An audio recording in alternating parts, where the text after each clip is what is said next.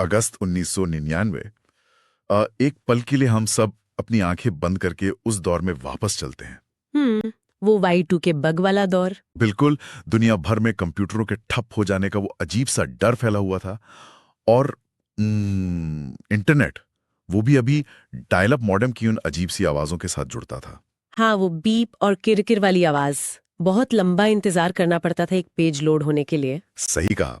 और उसी दौर में भारतीय क्रिकेट फैंस के हाथों में था क्रिकेट सम्राट मैगजीन का ताजा अंक। इंग्लैंड में 1999 का विश्व कप अब ये भी खत्म हुआ था। और भारतीय टीम का जो प्रदर्शन था वो काफी निराशाजनक रहा था। बहुत ज्यादा। लेकिन देखिए, ये सिर्फ एक हार की बात नहीं थी। भारतीय क्रिकेट उस वक्त एक बहुत ही अजीब लेकिन बेहद अहम बदलाव के दौर से गुजर रहा था। एकदम सही बात है। तो आज के इस विस्तृत विश्लेषण में हम इसी मैगजीन के पन्नों में उतरेंगे।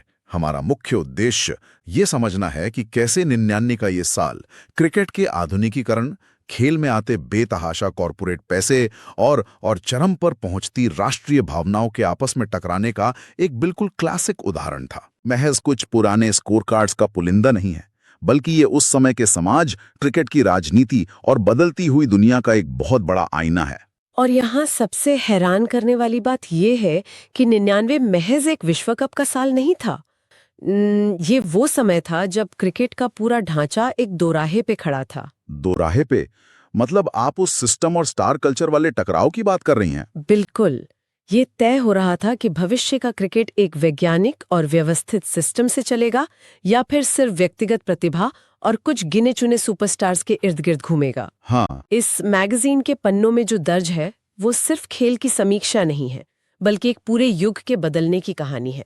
ये वो वक्त था जब क्रिकेट एक पारंपरिक खेल की अपनी छवि से बाहर निकलकर एक multi million dollar global industry बनने की ओर कदम बढ़ा रहा था। जी बिल्कुल वही। इस बदलाव की कहानी में जो सबसे पहला पन्ना खुलता है ना, वो खेल के मैदान का नहीं है, बल्कि देश की सीमाओं का है। कारगिल। हाँ, विश्व कप के ठीक बाद का वो दौर जब भारत में कारगिल युद्ध का साया था।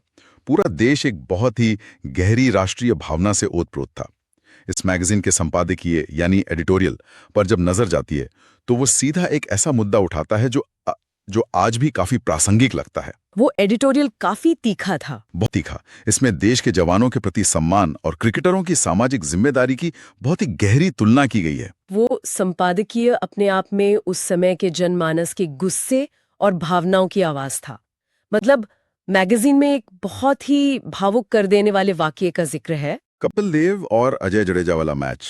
हाँ, कपिल देव और अजय जडेजा जैसे खिलाड़ियों ने आगे आकर घायल जवानों की मदद के लिए दिल्ली के जवाहरलाल नेहरू स्टेडियम में एक प्रदर्शनी फुटबॉल मैच का आयोजन किया था। वो एक अच्छी पहल थी। बिल्कुल थी, लेकिन जिस बात ने वास्तव में एक मिसाल कायम की वो थी सुनील गावस्कर की पहल। गावस्कर को उस वक्त महाराष्ट्र सरकार द्वारा महाराष्ट्र भूषण सम्मान से नवाजा गया था, जिसके साथ उन्हें 5 लाख रुपए की इनामी राशि मिली थी। और देखिए, बिना एक पल की देरी किए उन्होंने वो पूरी की पूरी 5 लाख की इनामी राशि तुरंत कारगिल फंड में दान कर दी। वाह! ये एक ऐसा कदम था जिसने दिखा दिया कि एक सच्चा नायक मैदान के बाहर भी नायक ही होता है। गावस्कर का ये कदम वाकई बहुत बड़ा था, लेकिन इसी के समानांतर संपादकीय में जो सवाल उठाए गए वे क्रिकेट के व्यवसायीकरण पर एक अलग ही बहस छेड़ देते हैं। हाँ, विज्ञापनों वाली बात। जी, मैगजीन ने सीधा सवाल किया कि जो वर्तमान खिलाड़ी विज्ञापन से करोड़ों रुपए कमा रहे हैं, क्या वे अपनी जेब से सेना की मदद के लिए एक पैसा भी देने को तैयार नहीं है? ये बहुत ही चुभने वाला सवाल था। और यहाँ विशेष रूप से सचिन तेंदुलकर जैसे बड़े सितारों का उदाहरण देते हुए एक बहुत ही निष्पक्ष लेकिन कड़ा सवाल खड़ा किया गया था। श्रोताओं को मैं बता दूं कि हम यहाँ किसी का पक्ष नहीं ले रहे हैं, बस मैगजीन में जो छपा था उसे ज्यों का त्यों सामने रख रहे हैं। बिल्कुल, हमारा काम सिर्फ रिपोर्ट करना है। तो सवाल ये था कि क्या करोड़ों के कॉर्पोरेट कॉन्ट्रैक्ट साइन करने वाले इन सितारों को अपनी कमाई का कुछ हिस्सा स्वेच्छा से दान नहीं करना चाहिए? देखिए, इस सवाल को महज आलोचना के तौर पर नहीं देखा जाना चाहिए। ये उस समय क्रिकेट में आ रहे अंधाधुंध कॉर्पोरेट पैसे और उससे जुड़ी सामाजिक जिम्मेदारियों पर एक बहुत बड़ी बहस की शुरुआत थी। राजनीति मतलब जियोपॉलिटिक्स का साया भी साफ दिख रहा था इस मैगजीन में। वो त्रिकोणीय टूर्नामेंट वाला किस्सा? हाँ, अगस्त 99 में सिंगापुर और टोरंटो में एक त्रिकोणीय टूर्नामेंट होना था।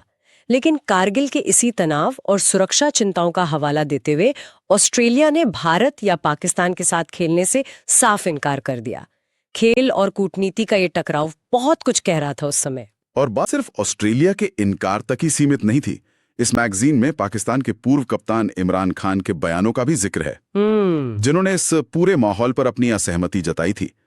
इमरान ने लंदन में खेले गए एक विश्व कप मैच के दौरान भारत और पाकिस्तान के समर्थकों के बीच हुए तनाव की कड़ी आलोचना की थी। हाँ, वो माहौल काफी गर्म हो गया था स्टैंड्स में। बिल्कुल। और यहां तक कि उन्होंने भारत पाकिस्तान के बीच खेले गए कारगिल सहायता प्रदर्शनी मैच पर भी सवाल उठा दिए थे। उनका तर्क था कि ऐसे तनावपूर्ण माहौल में खेल का इस्तेमाल इस तरह से नहीं होना चाहिए। राजनीति और भावनाओं का ये तालमेल बहुत ही जटिल था। बहुत ज्यादा। खैर, अगर हम इस भू राजनीतिक तनाव से थोड़ा आगे बढ़ें और वापस मैदान पर लौटें, तो यहाँ बात सच में बहुत दिलचस्प हो जाती है। विश्व कप का पोस्टमार्टम। जी, जब हम इस मैगजीन के विश्व कप 99 वाले पोस्टमार्टम सेक्शन पर आते हैं, तो एक बड़ा सवाल खड़ा होता है। आखिर भारतीय टीम विश्व कप में इतनी बुरी तरह क्यों हारी और ऑस्ट्रेलिया कैसे चैंपियन बन गया? उस हार का जो तकनीकी विश्लेषण मैगजीन ने किया है, उसका शीर्षक था 5वें गेंदबाज की कीमत, और ये आंखें खोलने वाला है। अक्सर हम सिर्फ बल्लेबाजी की बात करते हैं हार के बाद, बिल्कुल। लेकिन अगर आंकड़ों की गहराई में जाएं, तो दोनों टीमों की सोच का बुनियादी अंतर साफ हो जाता है। वो कैसे? ऑस्ट्रेलिया की रणनीति देखिए। उन्होंने अपने 5वें गेंदबाज के विकल्प के तौर पर किसी एक खिलाड़ी पर निर्भर रहने के बजाय Steve Waugh, Ian Harvey, Damien Martyn, Michael Bevan और डैरन लेमन जैसे कई खिलाड़ियों का चतुराई से इस्तेमाल किया। मतलब उन्होंने काम बांट दिया था। बिल्कुल। इन सब ने मिलकर पूरे टूर्नामेंट में 59 ओवर फेंके, 288 रन दिए और सिर्फ 2 विकेट लिए। सिर्फ 2 विकेट। हाँ, सतह पर ये आंकड़े साधारण लग सकते हैं, लेकिन उनकी रणनीति का असली मकसद रन रोकना था, ताकि ग्लेन मैकग्रॉ और शेन वॉर्न जैसे मुख्य गेंदबाज आक्रामक रहकर विकेट निकाल सकें। समझ गया। और अगर हम भारत के आंकड़ों की तुलना करें, तो कहानी बिल्कुल उलट है। भारत ने 5वें गेंदबाज के रूप में रॉबिन सिंह, सौरव गांगुली और सचिन तेंदुलकर का इस्तेमाल किया। इन तीनों ने मिलकर 53.3 ओवर फेंके और 268 रन लुटा दिए। हालांकि उन्हें 11 विकेट भी मिले। अब कोई भी आम क्रिकेट फैन सोचेगा कि भाई 11 विकेट मिलना तो अच्छी बात है ना। हाँ, दिखने में तो अच्छा लगता है। लेकिन मैगजीन का विश्लेषण बताता है कि ये एक बहुत बड़ी पार्ट टाइम सोच थी। बिल्कुल, 11 विकेट लेना अच्छी बात लग सकती है, लेकिन 53 ओवरों में 268 रन लुटाना ये दर्शाता है कि जब भी ये पार्ट टाइम गेंदबाज अटैक पर आते थे, विपक्षी टीम दबाव से मुक्त हो जाती थी और आसानी से रन बटोरती थी। हाँ, विशेषज्ञ गेंदबाजों की कमी भारत को बहुत भारी पड़ी। ऑस्ट्रेलिया ने अपनी कमजोरियों को एक सोचे समझे सिस्टम के तहत छिपाया, जबकि भारत ने बस कामचलाऊ रवैया अपनाया। और ये कामचलाऊ रवैया कप्तानी में भी साफ दिखा। मतलब मैगजीन ने मोहम्मद अजहरुद्दीन की कप्तानी का बहुत ही कड़ा मूल्यांकन किया है। उसे डरपोक तक कह दिया गया है। डरपोक, वो काफी कड़ा शब्द है। बहुत कड़ा, क्योंकि अजहर ने सचिन तेंदुलकर को नई गेंद के खतरे से सुरक्षित रखने के लिए उन्हें मध्य क्रम में बल्लेबाजी के लिए भेज दिया। नंबर 4 पर। हाँ, अजहर के इस रक्षात्मक सोच के बिल्कुल विपरीत मैगजीन ऑस्ट्रेलियाई कप्तान स्टीव वॉ का उदाहरण पेश करती है।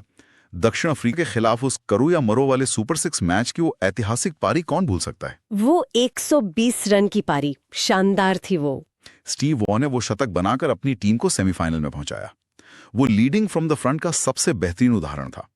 इस संदर्भ में मैगजीन ने इमरान खान का एक पुराना कोटिया दिलाया है कि अच्छे कप्तान ने जोखिम लेने का हौसला होना चाहिए। सही बात है। अजहर जोखिम लेने से बच रहे थे, जबकि स्टीव वॉ हर खतरे के सामने सीना तान कर खड़े थे। लेकिन देखिए, ये हौसला सिर्फ कप्तान में नहीं था, उनके पूरे क्रिकेटिंग सिस्टम में बुना हुआ था। मैगजीन ने एक विस्तृत लेख इस बात पर समर्पित किया है कि ऑस्ट्रेलिया की ये सफलता रातों रात नहीं मिली थी। हाँ, वो अकेडमी वाला लेख।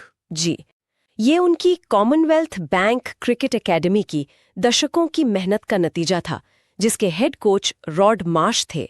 भारत में उस समय एकेडमी या सिस्टम जैसे शब्द क्रिकेट की डिक्शनरी में बहुत नए थे, है ना? हमारे यहाँ तो माना जाता था कि टैलेंट गलियों में पैदा होता है। यही सबसे बड़ा अंतर था। ऑस्ट्रेलिया ने खेल विज्ञान, बायोमैकेनिक्स, दिमागी मजबूती और फिटनेस पर एक पूरा वैज्ञानिक ढांचा तैयार किया था। वे खिलाड़ियों को सिर्फ बल्लेबाजी या गेंदबाजी नहीं सिखा रहे थे, बल्कि मैच के हालात पढ़ना सिखा रहे थे। वे भविष्य की नींव रख रहे थे। दूसरी तरफ हमारा भारतीय क्रिकेट अभी भी सिर्फ एक सचिन तेंदुलकर के भरोसे टिका हुआ था कि अगर सचिन चले तो भारत जीतेगा, नहीं तो हारता है। बिल्कुल। ऑस्ट्रेलिया एक वेल ऑयल्ड मशीन की तरह काम कर रहा था जो सिस्टम पर चलती थी, और भारत व्यक्तिगत चमत्कारों का इंतजार कर रहा था। चमत्कारों का इंतजार तो शायद उन 14 खिलाड़ियों को भी रहा होगा जो 99 के विश्व कप में गए तो थे, लेकिन उन्हें सिर्फ पर्यटक यानी टूरिस्ट्स बनकर ही वापस लौटना पड़ा। वो टूरिस्ट वाली लिस्ट बहुत दिलचस्प है ना? मैगजीन ने बाकायदा हास्य का पुट देते हुए उन खिलाड़ियों की एक लिस्ट छापी है जो पूरे टूर्नामेंट में बेंच पर ही बैठे रहे और जिन्होंने शायद सिर्फ इंग्लैंड की ठंडी हवाओं और चाय का लुत्फ उठाया। 15-15 खिलाड़ियों की टीम इंग्लैंड गई थी, लेकिन कई टीमों ने अपनी बेंच स्ट्रेंथ को आजमाने का जोखिम ही नहीं उठाया। भारत के अमेय खुर्सिया इस सूची में थे, जिन्हें एक भी मैच खेलने का मौका नहीं मिला। लेकिन जो सबसे मजेदार बात है वो ये कि इस पर्यटक सूची में न्यूजीलैंड के डैनियल विटोरी और दक्षिण अफ्रीका के मखाया एंटनी जैसे खिलाड़ी भी शामिल थे। अरे बाप रे! सोचिए, 99 में बेंच पर बैठने वाले ये नौजवान लड़के आगे चलकर दुनिया के सबसे खूंखार गेंदबाज बने। उस वक्त शायद किसी ने अंदाजा भी नहीं लगाया होगा कि ये भविष्य के दिग्गज हैं। दिग्गज शब्द से याद आया, आधुनिक क्रिकेट के इन वैज्ञानिक तरीकों और भारी भरकम पैड और हेलमेट वाले बल्लेबाजों से थोड़ा पीछे चलते हैं, क्योंकि इस मैगजीन का एक पूरा हिस्सा भारतीय क्रिकेट के सबसे निडर दिग्गज को समर्पित है। मैगजीन ने उन्हें श्रद्धांजलि देते हुए उनके उन अकल्पनीय रिकॉर्ड्स को ताजा किया है जिन्हें पढ़कर आज के दौर के खिलाड़ियों के भी पसीने छूट जाएं। गावस्कर के वो रिकॉर्ड्स महज आंकड़े नहीं हैं, वो मानवीय साहस की पराकाष्ठा हैं। जरा सोचिए, 1970-71 की अपनी पहली ही टेस्ट सीरीज में वेस्ट इंडीज की धरती पर, और वो भी उनके खूंखार तेज गेंदबाजों के सामने हाँ, उनके सामने 774 रन बनाना ये कोई साधारण उपलब्धि नहीं थी। 125 टेस्ट मैचों में 34 शतक, और वो भी बिना हेलमेट पहने। सोचकर ही डर लगता है।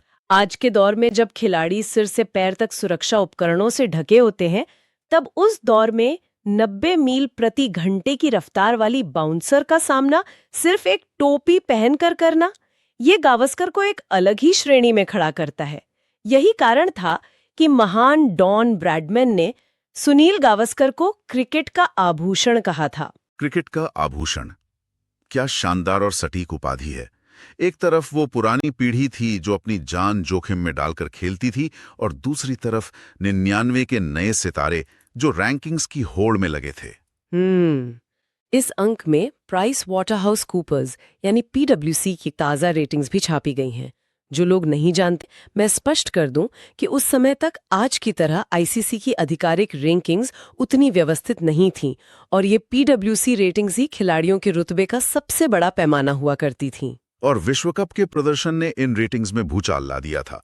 माइकल बेवन, जिन्हें फिनिशर की उपाधि मिली हुई थी, विश्व कप के बाद बल्लेबाजी रैंकिंग में नंबर 1 पर विराजमान हो गए थे। क्या बात है। गेंदबाजी में दक्षिण अफ्रीका के शॉन पॉलक ने अपनी सटीक लाइन और लेंथ की बदौलत पहला स्थान कब्जा ले लिया था। भारत के लिए इस निराशाजनक विश्व कप में अगर कोई उजली किरण थी तो वो थे राहुल द्रविड़। द वॉल, बिल्कुल। उन्होंने पूरे टूर्नामेंट में 461 रन बनाकर टॉप स्कोरर का खिताब जीता था, और अपनी इस क्लासिक फॉर्म की बदौलत वे रैंकिंग में लंबी छलांग लगाकर 5वें स्थान पर आ गए थे। लेकिन भारतीय फैंस के लिए झटके वाली बात यह थी कि सचिन तेंदुलकर, जो अपनी पीठ की चोट और कप्तान अजहर द्वारा उनके बल्लेबाजी क्रम में किए गए लगातार बदलावों से जूझ रहे थे, वे रैंकिंग में गिरकर तीसरे स्थान पर आ गए थे। ये एक बड़ा झटका था। हालांकि निराशा के इस माहौल में एक युवा तेज गेंदबाज ने तहलका मचा रखा था, अजीत अगरकर। मैगजीन में अंतर्राष्ट्रीय रिकॉर्ड्स का जो तूफान दर्ज है, उसमें अगरकर का नाम सबसे ऊपर चमक रहा है। अगरकर का वो रिकॉर्ड बहुत खास था। अगरकर ने महज 33 वनडे मैचों में अपने 50 विकेट पूरे करके महान ऑस्ट्रेलियाई गेंदबाज डेनिस लिली का 34 मैचों का दशकों पुराना रिकॉर्ड तोड़ दिया था। सिर्फ अंतर्राष्ट्रीय स्तर पर ही नहीं, बल्कि इंग्लैंड के घरेलू क्रिकेट यानी काउंटी क्रिकेट में भी रिकॉर्ड्स की झड़ी लगी हुई थी। आज के T20 दौर में जहां 50 गेंदों में शतक आम बात लगती है, वहां 99 में एंड्रू फ्लिंटॉफ ने नेटवेस्ट ट्रॉफी में महज 66 गेंदों में 143 रन ठोक दिए थे। 66 गेंदों में 143? हाँ, जिसमें सिर्फ 50 गेंदों में उनका शतक पूरा हो गया था। ये उस दौर के हिसाब से क्रिकेट की गेंद के साथ एक अकल्पनीय क्रूरता थी। सच में। इसी तरह जस्टिन लैंगर ने भी एक काउंटी मैच में 274 रनों की मैराथन पारी खेलकर सबका ध्यान अपनी ओर खींचा था। काउंटी क्रिकेट की ये शानदार पारियां तो मैदान के अंदर का रोमांच थीं, लेकिन इस मैगजीन के पन्ने पलटते हुए जब हम थोड़ा और गहराई में जाते हैं तो पता चलता है कि 99 का ये साल मैदान के बाहर विवादों के एक बहुत बड़े भंवर में फंसा हुआ था। अगर हम इसे